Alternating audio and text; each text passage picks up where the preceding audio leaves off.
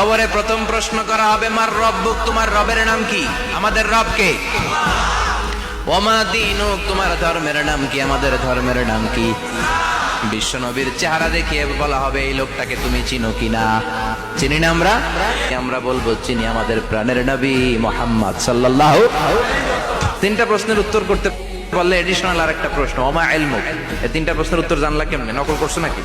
ফেরেশতারা বলবে, তুমি তিনটা প্রশ্নের উত্তর করলে কি করে? আপনাকে